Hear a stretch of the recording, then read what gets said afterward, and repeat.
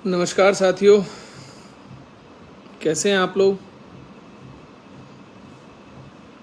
नमस्कार हेमंत जी, गिरीश भाई, प्रदीप, अनूप, यादव जी, विमल भाई। मेरा आप सब लोगों से निवेदन है कि हाथों हाथ शेयर भी करते जाएं, ताकि जो साथी जुड़ नहीं पाए वो भी जुड़ जाएं, उन तक भी नोटिफिकेशन पहुंच जाए। अगर हम साथ साथ शेयर करते रहते हैं तो सभी लोगों तक सूचना पहुंच जाती है और आसानी रहती है अपनी बात रखने में भी और सभी लोगों तक बात को पहुंचाने में भी। नमस्कार राजेश जी, बोरा जी, गोल्डन भाई, राजेश पाठक जी, सभी को मेरा बहुत बहुत प्रणाम नमन। आप लोगों को पता ही है कि उत्तराखंड में आज की तारीख में एक ही मुद्दा जो है वो हॉट टॉपिक बना हुआ है। वो मुद्दा है परीक्षा पेपर को परीक्षा पेपर के लीक होने का, यूके ट्रिपल एससी का। कई लोग पूछते रहते हैं यूके ट्रिपल एससी। वैसे तो जो टॉपर हैं यूके ट्रिपल एससी के, उनको खुद भी नहीं पता है कि यूके ट्रिपल एससी है क्या। वो सिर्फ अधीनस्थ आयोग उनको याद रहता है। तो बहुत सारे लोग हैं। वैसे आप सभी लोगों को यूके ट्रिपल एससी का मतलब तो पता ही होगा। कितने लोग जानते हैं यूके ट्रिपल एससी का मतलब। और मेरा फिर निवेदन है सभी दोस्तों से, साथियों से, कि साथ साथ शेयर भी करते रहें, ताकि जो साथी हमारे जुड़ नहीं पाए हैं वो जुड़ जाएं, उन तक जो है नोटिफिकेशन पहुंच जाए, हमारा भी और आपका भी। तो क्योंकि बहुत गंभीर मुद्दे पर हम लोग बात करने जा रहे हैं। वो एक कहावत है कि समय रहते precaution is always better than cure. अगर समय रहते हम सावधानी नहीं बरतते तो बड़ा नुकसान उठाते हैं। मेरे मित्रों, लगभग 650 से ज़्यादा लोग जुड़ चुके हैं। एक एक शेयर, दो दो शेयर अगर आप लोग कर देंगे। कल काफ़ी सारे लोग रह गए थे जिन्होंने शेयर नहीं किया था, तो कुछ मित्र अगर एक एक शेयर, दो दो शेयर कर देंगे तो सभी लोगों तक सूचना पहुंच जाएगी। उसके बाद फिर हम इस गंभीर मुद्दे पर बात करेंगे, क्योंकि ये जो दस्तावेज हमारे हाथ लगे हैं ये बहुत गंभीर दस्तावेज हैं। और इन दस्तावेजों से पता लगता है कि अगर समय रहते 2020 में कार्रवाई हो जाती तो आज ये यूके ट्रिपल एससी का इतना बड़ा कांड नहीं होता। 781 हो चुके हैं। मुझे लग रहा है कुछ मित्र शेयर कर रहे हैं, कुछ नहीं कर रहे हैं। अभी सब लोग एक एक बार एक एक शेयर कर दीजिए। 790 लोग हैं। अगर एक एक शेयर भी करेंगे तो 790 शेयर एक बार में हो जाएंगे। तो इतना तो मुझे पता है कि आप लोग मेरी इतनी बात तो मानते ही हैं।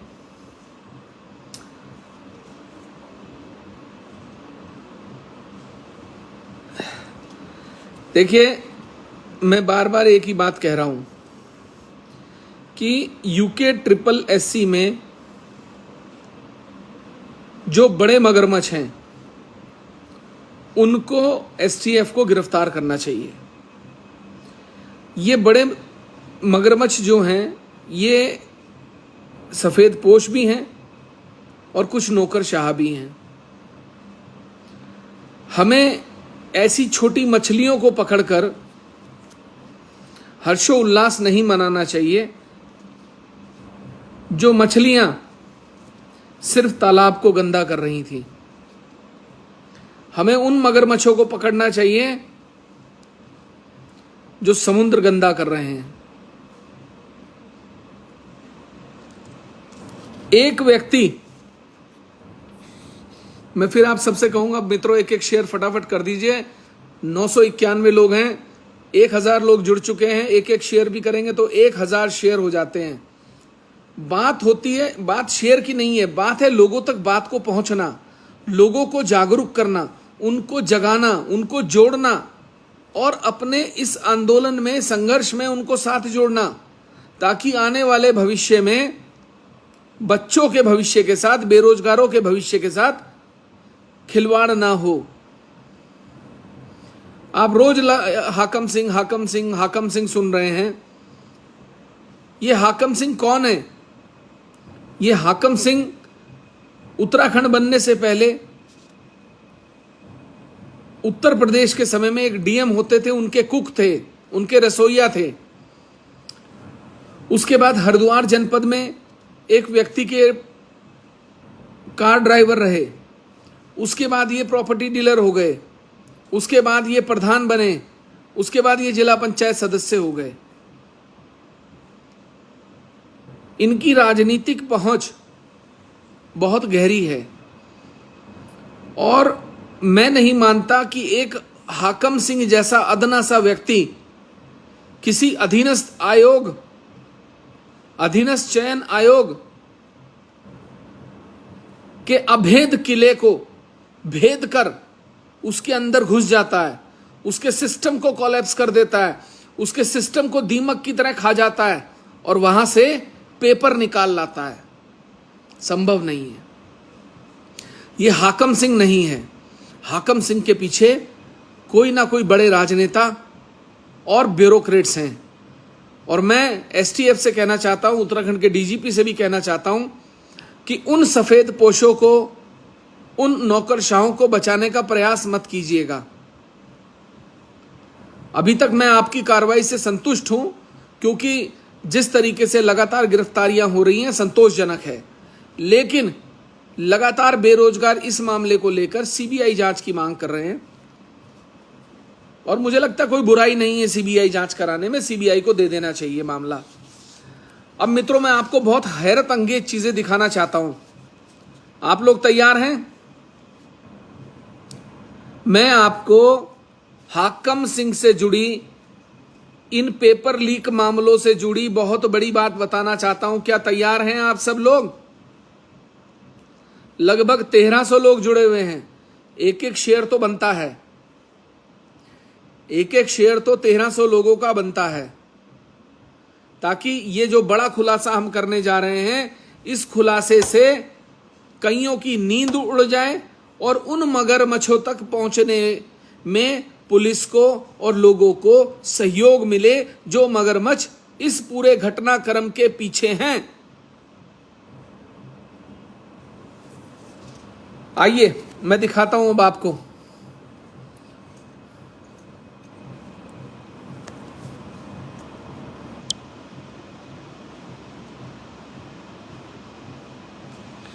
ये एक एफआईआर है, गौर से पढ़िए।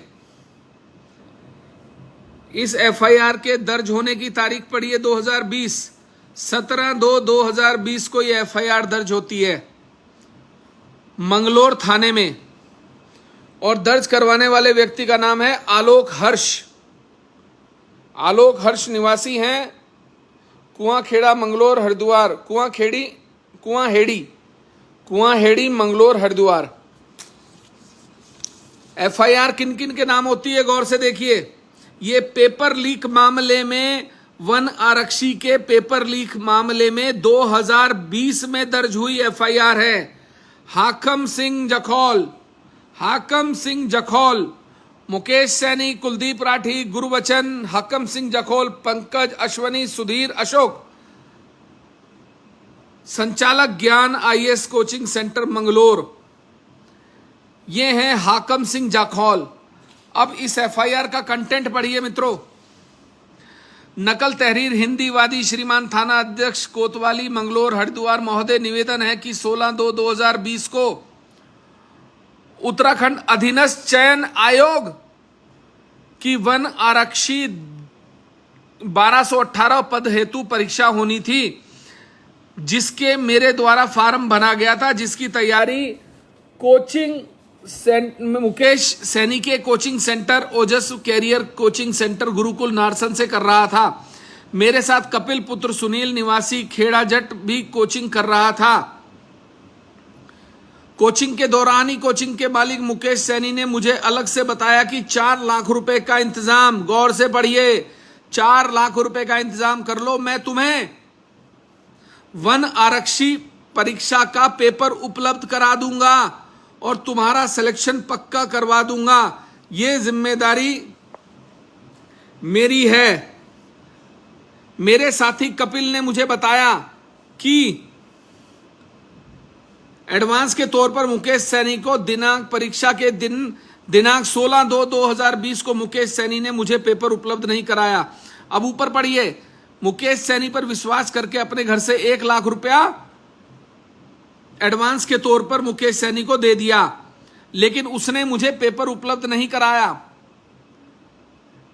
मैंने कपिल को एक ब्लूटूथ डिवाइस दी है, उसका पेपर सुबह की मीटिंग में है, उसके बाद कपिल वो डिवाइस तुझे दे देगा जिससे मैं तेरा पेपर सॉल्व करा दूंगा। डिवाइस तुझे एग्जाम सेंटर के बाहर ही देगा। महोदय, मैं एग्जाम सेंटर के बाहर इंतजार करता रहा किंतु कोई नहीं आया और इसी कारण मेरा पेपर भी छूट गया। महोदय, मेरे द्वारा मुकेश सैनी पर विश्वास करके उसे पैसे दिए गए थे, मगर उसने मेरे साथ धोखाधड़ी करके पैसे ठग लिए। मेरे पिताजी एक गरीब मजदूर हैं, हमने बड़ी मुश्किल से पैसा इकट्ठा करके मुकेश सैनी को दिया। ये महोदय, मुझे यह पता चला है कि मुकेश सैनी के अलावा ज्ञान आईएएस कोचिंग सेंटर के संचालक कुलदीप राठी गुरुवचन उत्तरकाशी के रहने वाले हैं। उत्तरकाशी के रहने वाले हाकम सिंह जाखौल, गौर से सुनिए, हाकम सिंह जाखौल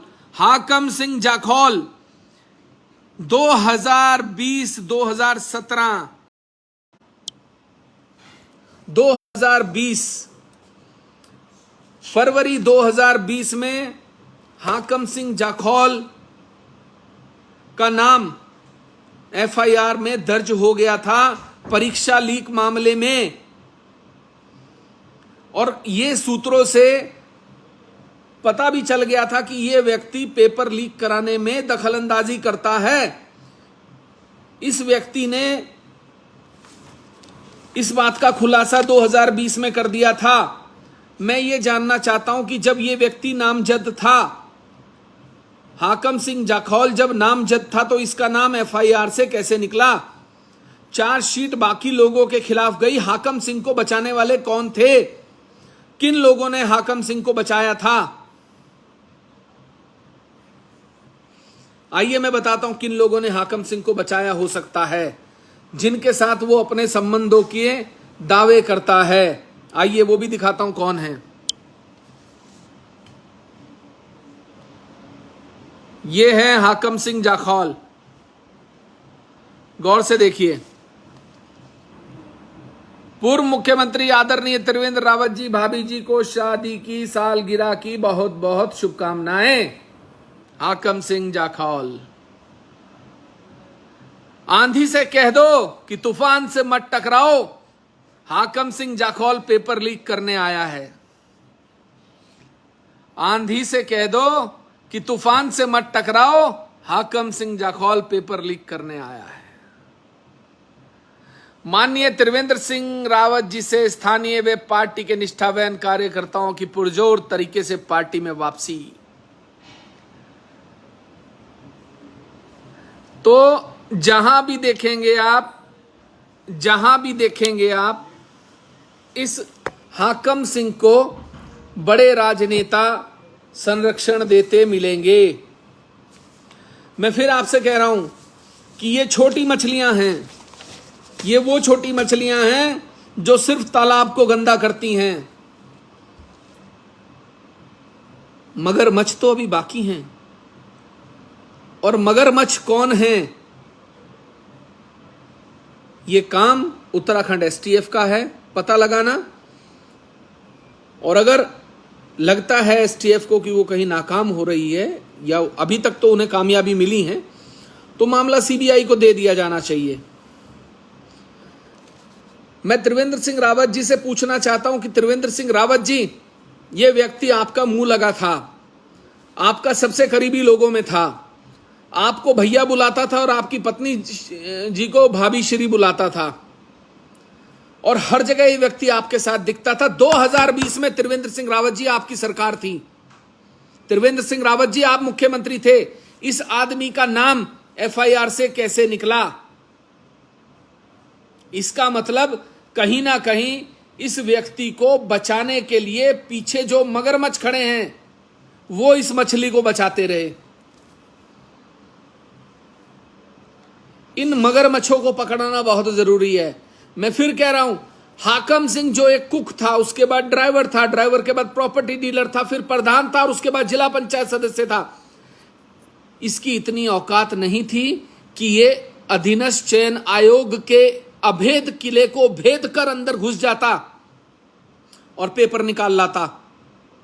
ये पेपर बड़े नौकरशाह और बड़े नेताओं के संरक्षण के कारण हाकम सिंह लीक कर पाया।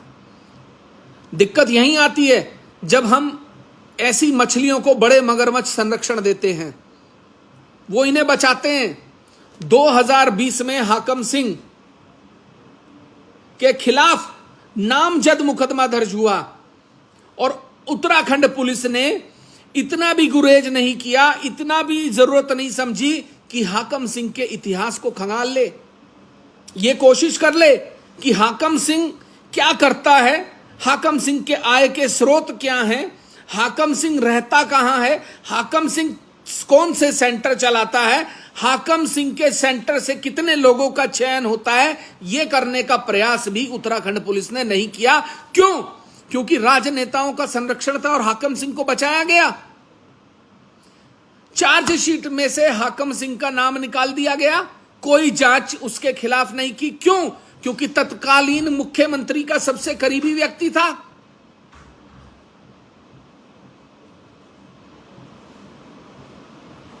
यह सच है।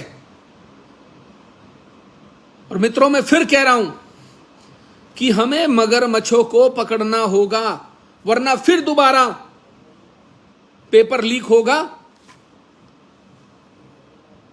पेपर लीक होने से कुछ लोगों को नुकसान नहीं होता, नुकसान उन्हें भी होता है जो अपनी मेहनत से, शिद्दत से अपना घर छोड़कर देहरादून में कमरा लेकर तैयारी करते हैं और अपनी मेहनत से पास होते हैं। उन लोगों को भी तकलीफ होती है, उनके सर पे भी तलवार लटकी रहती है।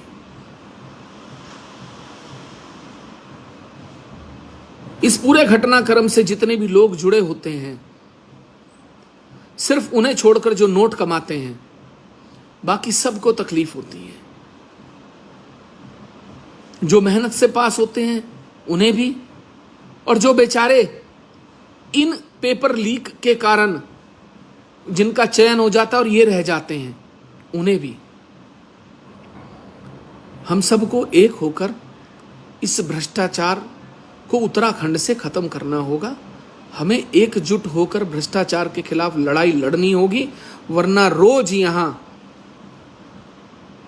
आप पेपर लीक, भ्रष्टाचार, चोरी डकैती, सरकारी योजनाओं में गबन, प्रधानों द्वारा गबन, अधिकारियों द्वारा गबन, ये सब झेलते रहेंगे।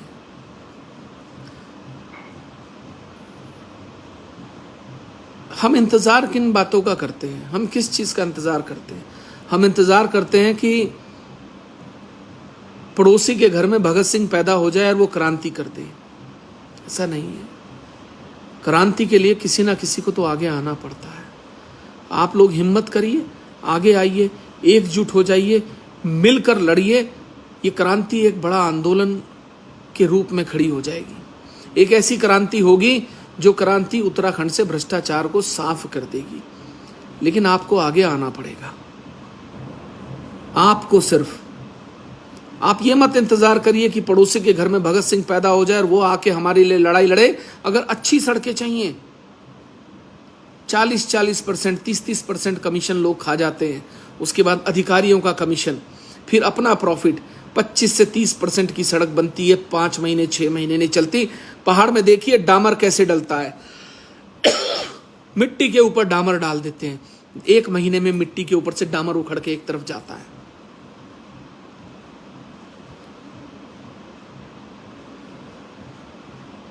फिर आप कहते हैं अच्छे स्कूल नहीं है, अच्छा इंफ्रास्ट्रक्चर नहीं है, अच्छे अस्पताल नहीं है। कुछ पाने के लिए संघर्ष करना पड़ता है।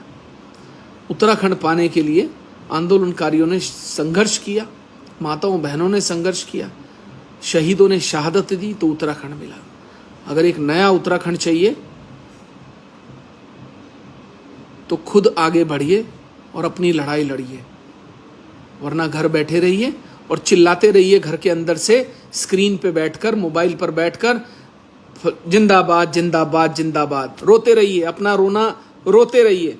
अपने घर में बैठकर फोन के ऊपर अपना गुस्सा निकालते रहिए, अपनी भड़ास निकालते रहिए। वरना घर से निकलिए, तभी जीत मिलेगी। जय हिंद, जय उत्तराखंड। कल हमारी तिरंगा रैली है लंढोरा में। खानपुर विधानसभा क्षेत्र में कस्बा है लंढोरा नगर पंचायत, वहाँ पर हम 1 किलोमीटर लंबा तिरंगा झंडा फहराएंगे, जिसमें एक भी कट नहीं है। 1 किलोमीटर लंबा तिरंगा झंडा फहराया जाएगा। और जो लोग हमसे जुड़ना चाहते हैं, जो लोग आना चाहते हैं, आप सभी का स्वागत है। आप लोग कल वहाँ पहुँचिए और हमारे इस आज़ादी अमृत के जो है हर्षोल्लास में शरीक हुई। आपका बहुत बहुत स्वागत है। धन्यवाद। एक शेयर जरूर करिएगा जाने से पहले, ठीक है? बताइए, करके जाइएगा एक शेयर। आज देखूंगा मैं किस किसने किया, किसने नहीं किया।